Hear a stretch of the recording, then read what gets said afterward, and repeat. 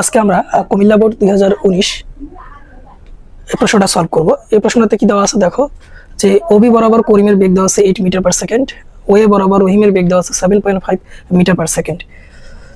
অর্থাৎ ওবি বরাবর করিমের বেগ কত দেওয়া আছে 8, আর হচ্ছে ওএ বরাবর রহিমের বেগ দেওয়া আছে 7.5 মিটার পার সেকেন্ড। করিম স্রোতের সঙ্গে 120 ডিগ্রি কোণে সাঁতার কাটতেছে, আর রহিম স্রোতের সঙ্গে 90 ডিগ্রি কোণে সাঁতার কাটতেছে। এখানে স্রোতের বেগ হচ্ছে 1 মিটার পার সেকেন্ড, আর নদীর যে প্রস্থ সেটা হচ্ছে 500 মিটার।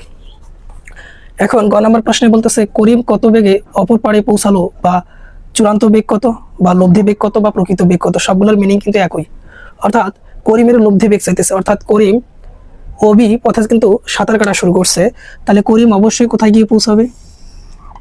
এইদিকে কোথাও। তা এই যে লব্ধি বেগ ডব্লিউ, এটা বের করতে বলতেছে। এখন করিম যে এইখানেই পৌঁছাবে বা এইখানে পৌঁছাবে বা এই দিকে কোথাও পৌঁছাবে, সেটা নির্ভর করবে মূলত করিমের বেগের আনুভূমিক উপাংশ এবং হচ্ছে স্রোতের বেগের উপর।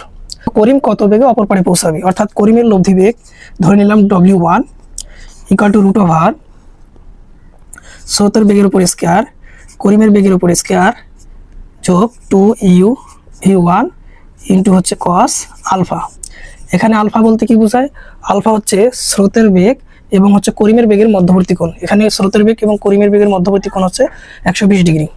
তাহলে এখন যদি আমরা মান বসাই দিই, তাহলে হচ্ছে স্রোতের বেগ হচ্ছে আমাদের 1 তার উপর স্কয়ার, করিমের বেগ হচ্ছে 8 তার উপর স্কয়ার, প্লাস 2 × 1 × 8 cos 120 ডিগ্রি। তাহলে এখান থেকে আমরা যদি হিসাব করি 1 + 64 + 16 cos 120 ডিগ্রি মান হচ্ছে -1/2। তাহলে √/65 - 8 = এখান থেকে আমরা লিখতে পাবো 7.55 মিটার পার সেকেন্ড। এটা হচ্ছে করিমের অপর পাড়ে যাওয়ার বেগ, অর্থাৎ চূড়ান্ত বেগ বা হচ্ছে লব্ধি বেগ। এখন আমরা ঘ নাম্বার প্রশ্ন করি, কে আগে অপর পাড়ে পৌঁছাবে? তা এখানে করিম এবং রহিম আছে, করিম আর রহিমের মধ্যে কে আগে অপর পাড়ে পৌঁছাবে? তা আগে আমরা করিমের জন্য সময় বের করি। করিমের ক্ষেত্রে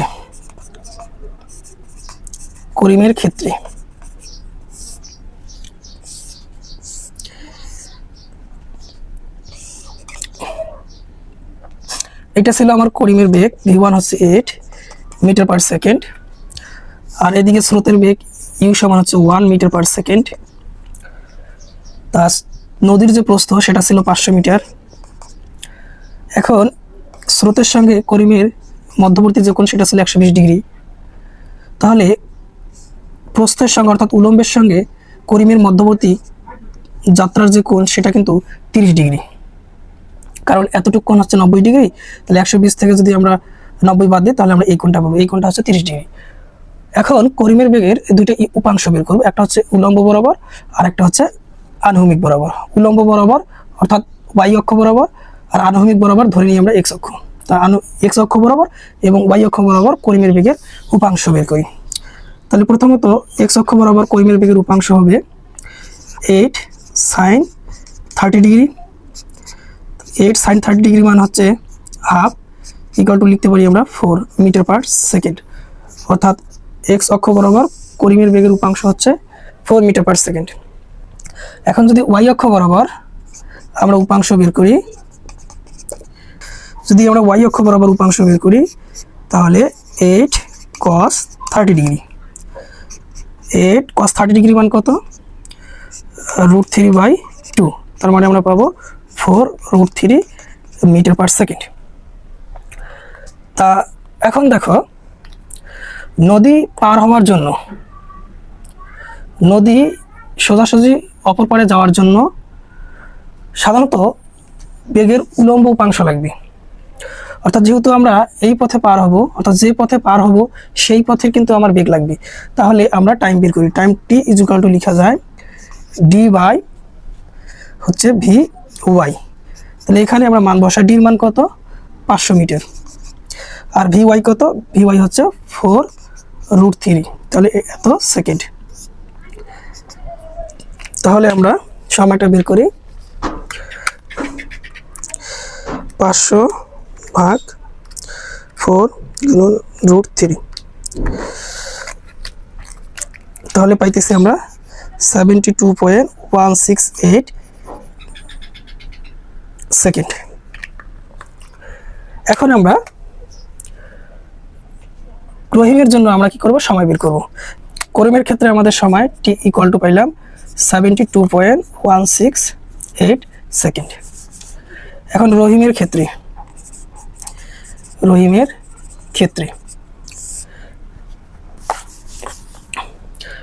দেখো রহিম কিন্তু সোজা সাঁতার কাটতেছে 7.5 মিটার পার সেকেন্ড বেগে, অর্থাৎ উলম্ব পথে আমরা বলতে পারি যে রহিমের বেগ হচ্ছে 7.5 মিটার পার সেকেন্ড। তাহলে উলম্ব পথে পাড়ি দিতে তার সময় কত লাগবে, অর্থাৎ নদীর প্রস্থ বরাবর যদি সে পাড়ি দিতে চায় সেক্ষেত্রে সময় লাগবে d/v হচ্ছে v2। আমরা সরাসরি কিন্তু v2 মান বসে দিতে পারবো, কারণ হচ্ছে সে সোজাসুজি সাঁতার কাটা শুরু করছে, অর্থাৎ সোজা এই বেগে সে নদীর অপর পাড়ে গিয়ে পৌঁছাবে। ডির মান হচ্ছে আমার এখানে 500 আর v2 মান হচ্ছে 7.5। তাহলে আমরা এখান থেকে যেটা পাবো সেটা হচ্ছে 66.67 সেকেন্ড। তাহলে দেখো এটা ধরে নিলাম t1, এটা হচ্ছে t2। তা করিমের সময় লাগছে 72.168 সেকেন্ড আর রহিমের ক্ষেত্রে সময় লাগছে 66.67 সেকেন্ড।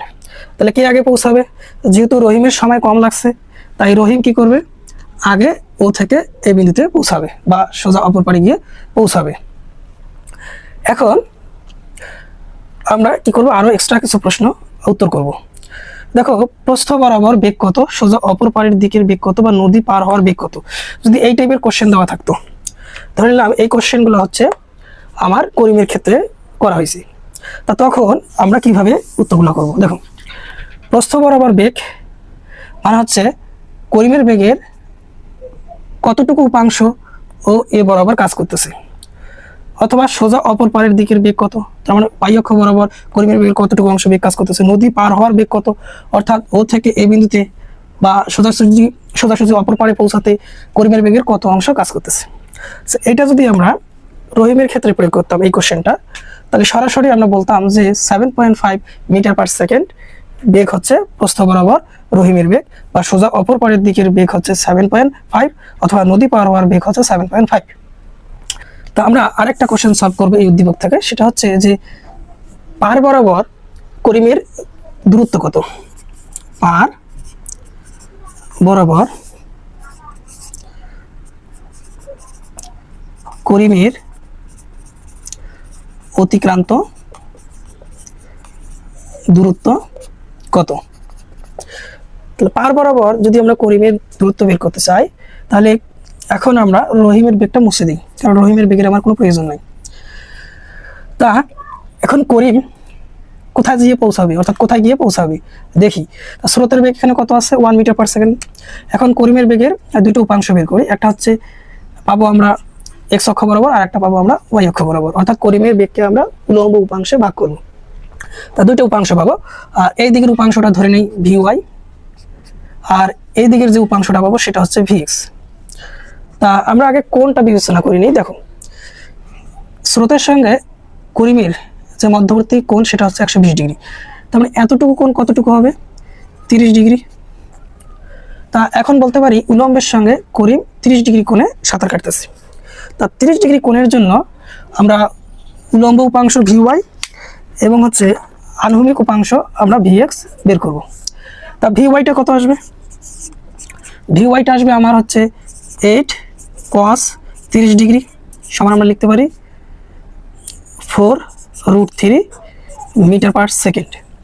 যদি আনুভূমিক উপাংশ বের করি vx, তাহলে এই vx এর মান কত পাবো, vx হচ্ছে 8 sin 30 ডিগ্রি, তাহলে আমরা পাইতেছি 4 মিটার পার সেকেন্ড। তাহলে এই মানটা কত পেলাম, 4 মিটার পার সেকেন্ড, আর এই মানটা পেলাম আমরা 4√3 মিটার পার সেকেন্ড। উলম্ব বরাবর যে উপাংশ তার মান হচ্ছে 4√3 মিটার পার সেকেন্ড, আনুভূমিক বরাবর যে উপাংশ সেটা হচ্ছে 4 মিটার পার সেকেন্ড। আচ্ছা দেখো এই 4 মিটার পার সেকেন্ড বেগ কিন্তু হচ্ছে এই দিকে, আর স্রোতের বেগ কিন্তু এই দিকে। তা আনুভূমিক বরাবর দুইটা বেগ কাজ করতেছে, তাহলে এই দুইটা বেগের মধ্যবর্তী কোণ কত, অর্থাৎ 1 মিটার পার সেকেন্ড বেগ আর 4 মিটার পার সেকেন্ড বেগের মধ্যবর্তী কোণ কত, 180 ডিগ্রি। তাহলে আনুভূমিক বরাবর বেগের যদি আমরা লব্ধি বের করি তাহলে ভি রেজাল্টেন্ট এক্স, তাহলে 180 ডিগ্রি কোণের দুইটা ভেক্টরের লব্ধি কী হয়, দুইটা ভেক্টরের মানের বিয়োগফলের সমান হয়। তাহলে বড় মানটা কত 4, ছোট মানটা কত 1, তাহলে বড়টা থেকে যদি আমরা ছোটটা বিয়োগ দেই তাহলে কী পাবো, লব্ধি বেগ পাবো। তাহলে 3 মিটার পার সেকেন্ড, এটা হচ্ছে আমার রেজাল্টেন্ট লব্ধি বেগ হচ্ছে আনুভূমিক বরাবর। এখন এই বেগের জন্য করিম কি করবে, স্রোতের বিপরীতে এক্স পরিমাণ দূরত্ব অতিক্রম করবে। তাহলে এখন প্রশ্ন হইল তাহলে এক্স এর মান কত। তাহলে এক্স আমরা বের করতে পাবো নদী পার হওয়ার জন্য যে সময় এবং পার বরাবর যে বেগ লব্ধি বেগ তার গুণফল। লব্ধি বেগ কত 3 এবং নদী পার হওয়ার জন্য যে করিম সময় নিয়েছিল সেই সময়টা হচ্ছে 72.17 সেকেন্ড। তাহলে আমরা পাইতেছি 3 গুণন 72.17 অর্থাৎ 216.51 মিটার। আরেকটা আমরা কোশ্চেন সলভ করি 6 নাম্বার, সেটা হচ্ছে যে করিম যে পথে অপর পাড়ে গিয়ে পৌঁছাইছে সেই পথের দৈর্ঘ্য বের করো, অর্থাৎ পথের দৈর্ঘ্য বের করো। তা পথের দৈর্ঘ্য বলতে রহিম কিন্তু এখন এইখানে এসে পৌঁছেছি, তাহলে এই দূরত্বটা কত সেটা বের করো। তা আমরা কিন্তু এই দূরত্ব জানি কত 500 মিটার, এই দূরত্বটা বের করছি আমরা অলরেডি 216.51 মিটার। তাহলে এই এস কত, তাহলে আমরা এস যেহেতু দেখো এটা কিন্তু একটা সমকোণী ত্রিভুজ, এই এতটুকু কিন্তু সমকোণী ত্রিভুজ, তাহলে সমকোণী ত্রিভুজের এস কিন্তু এখানে অতিভুজ নির্দেশ করতেছে। তার মানে অতিভুজ এস ইকুয়াল টু আমরা লিখতে পারি না যে এক্স স্কোয়ার প্লাস হচ্ছে ডি স্কোয়ার, তাহলে x square plus D square. তাহলে এক্স এর মান কত, এক্স এর মান হচ্ছে আমার √, এক্স এর মান হচ্ছে 216.51 স্কোয়ার যোগ ডির মান কত, ডি হচ্ছে নদীর প্রস্থ 500 তার উপর স্কোয়ার। তাহলে এখান থেকে আমরা হিসাব করি কত পাই, তাহলে এক্স স্কোয়ার যোগ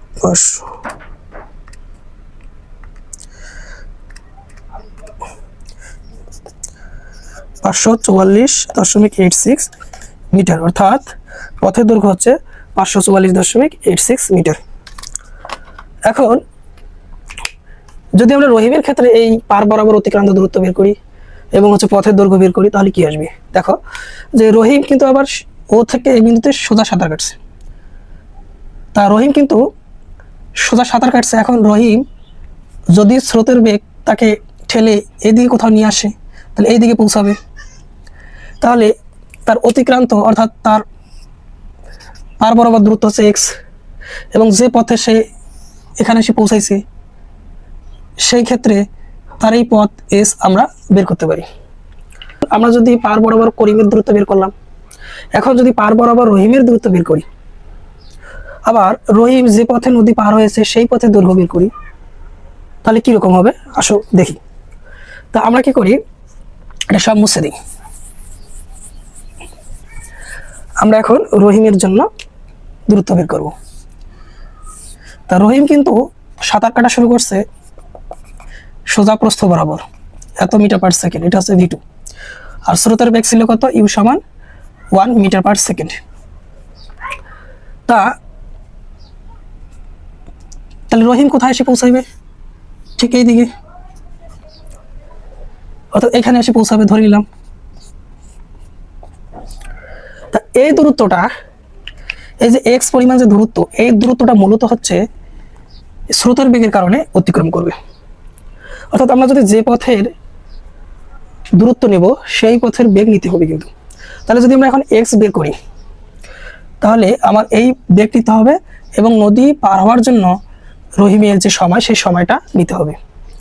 আচ্ছা, নদী প্রস্থ বরাবর যে দূরত্ব, নদীর পার বরাবর যে দূরত্ব অতিক্রম করবে সেটা কিন্তু নদীর মাঝির বেগের উপর বা হচ্ছে রহিমের বেগের উপর নির্ভর করবে না।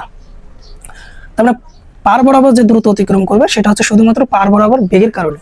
তাহলে আমরা এক্স বের করি, তাহলে এক্স ইকুয়াল টু ইউ গুণন হচ্ছে টি।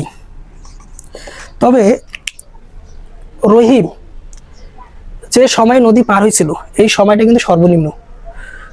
আর সেই সর্বনিম্ন সময়ের জন্য আমরা কি করব, পার বরাবর অতিক্রান্ত দূরত্ব এক্স বের করবো। তো ইউ এর মান কত? ইউ এর মান হচ্ছে 1।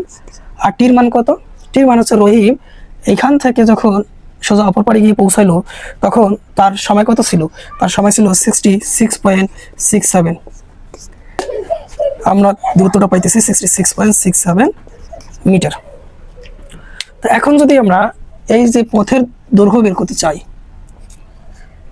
পথের দৈর্ঘ্য এস, তাহলে আমরা এটা কিভাবে পাবো? দেখো এটা কিন্তু সমকোণী ত্রিভুজ, তাহলে এটা কিন্তু অতিভুজ। তাহলে পথের দৈর্ঘ্য এস ইকুয়াল টু আমরা লিখতে পারি x square plus D square. তাহলে এক্স এর মান আমরা বের করছি 66.67 তার উপর স্কোয়ার। আর ডির মান কত? ডির মান কিন্তু ছিল 500 মিটার। তাহলে আমরা বসাই দিই 500 মিটার তার উপর স্কোয়ার। তাহলে লিখতে পারি এক্স স্কোয়ার প্লাস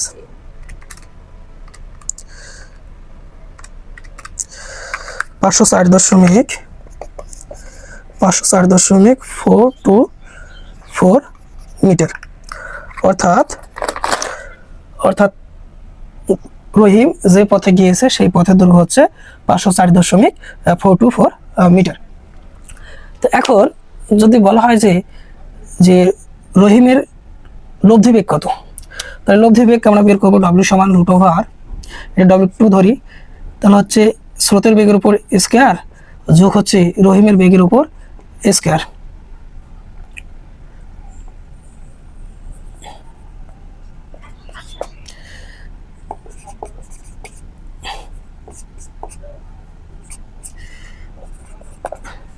তাহলে এটা হচ্ছে আমার রহিমের লব্ধি বেগ।